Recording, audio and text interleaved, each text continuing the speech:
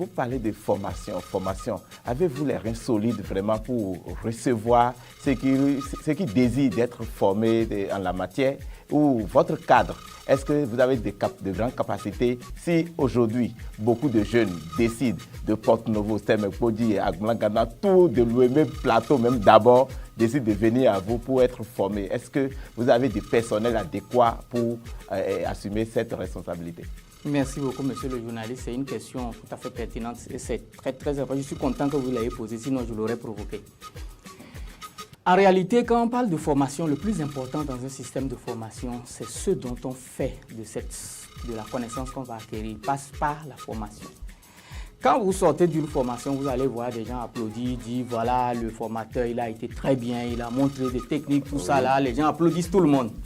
Ce n'est pas le plus important. Parce que vous vous rendez compte qu'à la fin, quand ils rentrent chez eux, ce qu'on a formé là, ça revient à l'initial. On ne voit pas l'effet. Pourquoi? Parce que, en réalité, pour rendre la formation efficace, ce n'est pas la qualité des outils, ce n'est pas la qualité des formateurs, ce n'est pas le cadre qui vous a accueilli. Mais c'est la transformation que cette formation-là a eu dans votre vie. Qu'est-ce que vous avez pu faire avec après? Exactement, c'est ça qui compte le plus, ce que vous en faites de cette connaissance que vous avez reçue. Est-ce que vous l'avez gardé dans le sac? Est-ce que vous êtes resté là, aller dans les aguas avec ça? Est-ce que vous avez juste eu la formation, vous êtes resté à la maison en train d'insulter les gouvernants, insulter les parents, regarder la télé, aller contrôler vos diplômes et tout ça? C'est qu'est-ce que vous en faites de ça? Donc si les jeunes d'Agblan-Ganda, partout, Nati, tout ça là, se disent oui, on veut se faire former. Nous, le plus important, ce n'est pas de les prendre formés, dire qu'on a eu de l'argent ou bien quoi que ce soit sur leur formation. On va vraiment vérifier la finalité, ce qu'ils veulent en faire de cette formation à la fin. Et on va leur proposer la meilleure façon. Est-ce que c'est chez nous là, dans notre cadre là, qu'il faut se faire former? Est-ce qu'il faut les faire former dans leur cadre? Est-ce qu'il faut les former où? Parce que vous savez, si on prend un petit exemple, on suppose quelqu'un qui est à Zanyanado par exemple.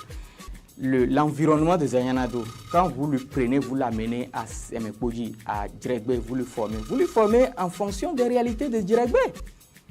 À la fin, il retourne là, il retrouve les mares partout, les marécages partout, et vous n'avez pas ça ici. Il ne peut plus faire grand-chose. Il va dire que bon, si j'étais à Djeregbé là, j'allais faire ci. Plus que ça.